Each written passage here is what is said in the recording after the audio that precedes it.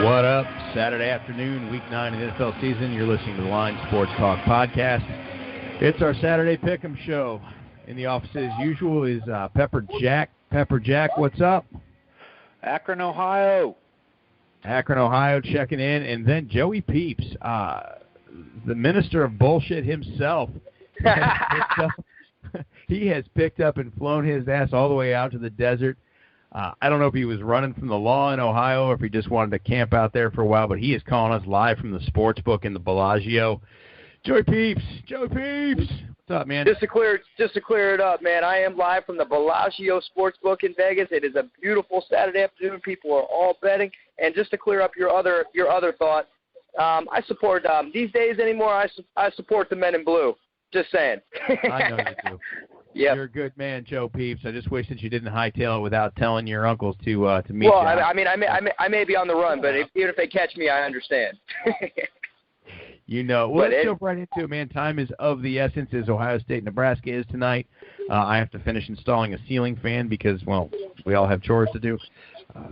Without further ado, let's get kicking.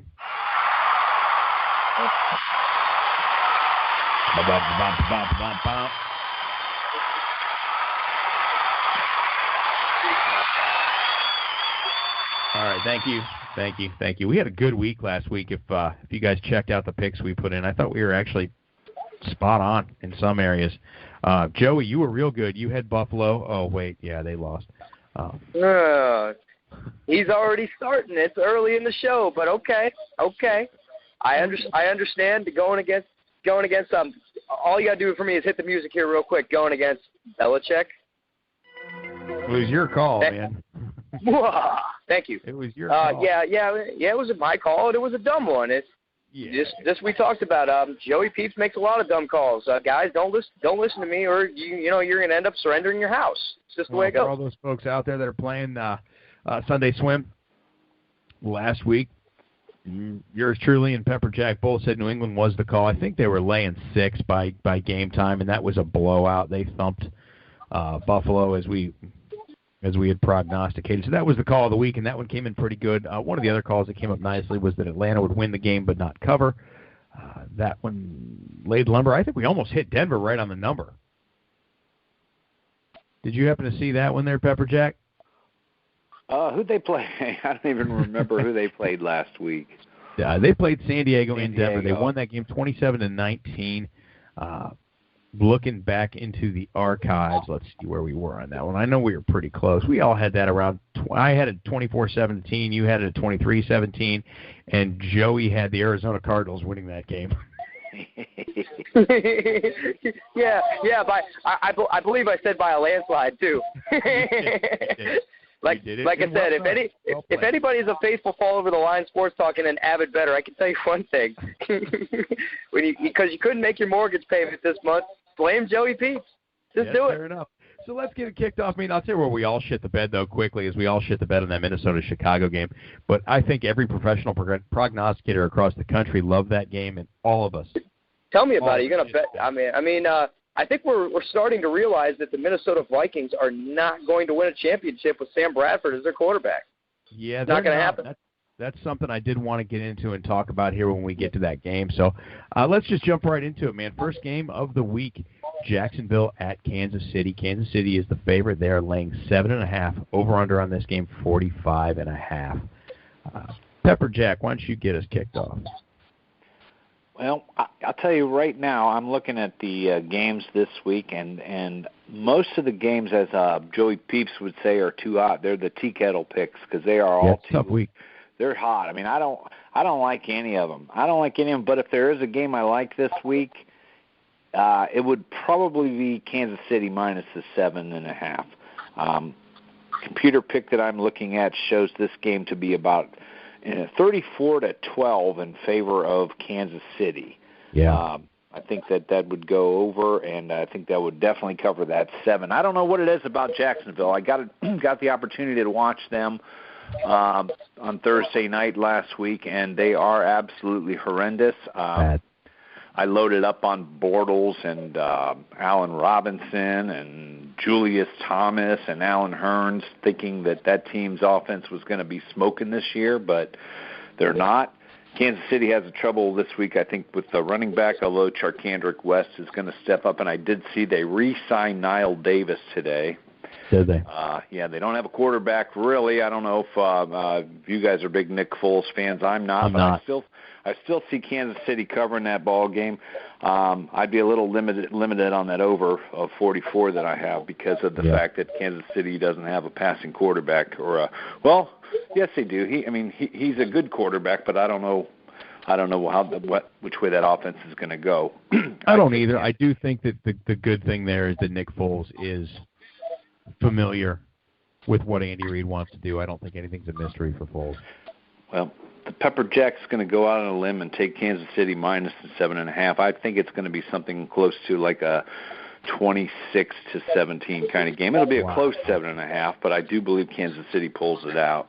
Wow. I'm going to give you my synopsis real quick on this one. Everything you said I completely agree with. I think that Jacksonville is a northeastern Florida dumpster fire. I am taking Kansas City in the points. I wouldn't lay it if I was out where Joey Peeps was sitting. It's too much to touch, I think. But I had it at 26-13. Right on the same page then. Yeah, we are. Mr. Peeps, what are you doing, man? So Mr. Peeps tomorrow is actually really high on Kansas City and those points. It's more so, I'm not that I'm high on Kansas City, although they're playing very good football right now. I'm just very, very, very, very, very low on Jacksonville Jaguars right now. What a pathetic performance in the last game against the Tennessee Titans.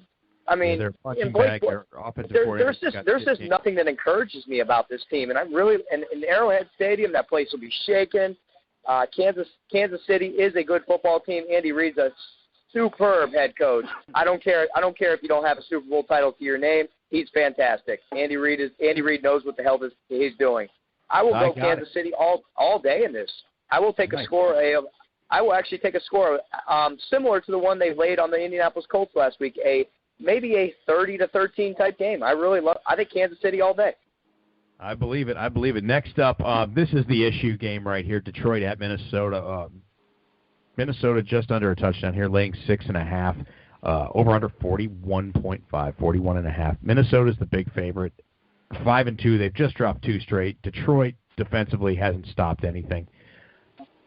I think what Peeps mentioned a second ago is that Minnesota cannot win a Super Bowl with Sam Bradford. He is below average. I don't know what the issue is with Norv Turner and his resignation. That's really, really weird. I can't recall the last time a coordinator has walked away from a 5-2 team. It suggests to me that there's turmoil someplace, somewhere. He either has a disagreement with Mike Zimmer, the head coach. He has a disagreement with Sam Bradford, which I can't really imagine. Well, you know what they say. If you're an offensive coordinator, you're a contractor, same way. If you don't have the tools, you can't do the job. No, you can't. But you're 5-2, and you've got a potential to grow this offense a little bit. I think that there's pressures someplace. I know that in years past, Norv Turner had issues with Cordero Patterson. Patterson is now seeing more playing time. I'm wondering if somebody's going against the grain here. I don't like that kind of turmoil. I think it's a problem. They've dropped 2 straight. I don't see them dropping a 3rd straight here, but I certainly don't see them covering. I'm going to take the Detroit Lions plus 6.5. I think Minnesota wins the game, but I think Detroit sneaks into it. Again, if I'm out there with you, kid, I'm not playing this game, but this is where I'm at with it. Whoever's next, just hop on in. Let me jump in real quick, Joey. All right, go ahead. I got something I wanted to add to that. And no problem. Go for it. I might have put my finger on the trigger here, but I believe that with the NFL trade deadline that just passed on Monday, I know that the Browns were wiggling that Joe Thomas out there, beautiful left tackle. I think Minnesota's issue is with their offensive line. I just think that they've lost 3 or 4 starters to injury. They cannot protect Bradford. And I do believe that for some odd reason, they've had to kind of stuff the ball to this Matt Asiata, who is no Adrian Peterson. Therefore, I don't know. I just don't think they can muster any offense. And I think somebody in their front office may have dropped the ball because everything we heard here in Cleveland last week was that Joe Thomas was either on his way to Seattle or Minnesota, and it didn't happen. So I'm wondering if that's why Turner walked away, because he can't utilize his quarterback because he has absolutely no protection. So, as usual, good information. Right. Yeah, so, it makes you ponder, doesn't it? I love the Detroit Lions getting 7 points in this game for the reasons that offense is in shambles. I mean, the defense. I mean, you could get some defensive touchdowns, but the defense isn't going to score points for you at the end of the day. You can't rely on your defense to do everything. You have to be able to do something. No Adrian Peterson, just very depleted of weapons, and we all know what Sam Bradford is. Very average. So give me 7 points. I know the Lions defense is terrible. They don't stop anybody. But it's easy. It might be a breath of fresh air when you don't have an offense that's a threat. So give me Detroit with 7 points. I like Minnesota to win by a field goal, though, but I like Detroit getting 7 points. Okay, do you got a score? About 20-17. Boy, Fair enough? That's exactly what I have. Yeah, I have Minnesota winning the game 20-17. I do think that Detroit cover. Jack, you got a pick and a score? I do, actually. I'm looking at the computer model that I'm looking at. It's got 29-13 Minnesota. For some reason, the computer doesn't understand that injuries come into play in the NFL. 6.5 points, I believe, is a lot of points for Minnesota to be laying, since they have laid 2 eggs in a row. I do believe Jerick McKinnon comes back this week. I do believe that Detroit has probably the 31st or 32nd rated pass defense. Very bad, yeah. So I see a lot of Kyle Rudolph this week. I see a lot of Kyle Rudolph in the future. I think I'm going to go against the grain with you guys, even though 6.5 is out there. Minnesota still, that new stadium, they're pretty tough at home. They are. I'm going to go 23-16 Vikings. 23-16. Oh, and the barely cover. Next up to the Meadowlands, Philadelphia at the New York Football Giants. The Giants are a 3-point favorite in this division game, over under at 43. Joey, kick it off. Here's Joey's hot tea kettle game of the week. Too hot to touch, baby. Too hot to touch. Too unpredictable. We got a division matchup, fierce rivalry in this game. You just don't know where to go. I mean, in a division game, I like to take the points no matter what. Most of the time in a tight contested division game. I really don't know where to go with this one. I would not touch this for the world. But I don't know. I just like the Philadelphia Eagles. I like the Philadelphia Eagles as a team better. I think the Giants are very inconsistent. I think Philly at the end of the day is better. And Philly's going to come back. They had a heartbreaking loss last week. They're going to come back pretty angry this week, and they're not going to have a letdown. I like Philly. I like Philly to cover 3, and I think they'll win this game 23-20. So they'll push. Pepper Jack, what you got here? Joey's got them pushing and hitting exactly on that total. 43 is the total for that game. Yeah. Okay. Yeah. Push. Yeah. Sorry, guys. This Vegas atmosphere makes me kind of dumb.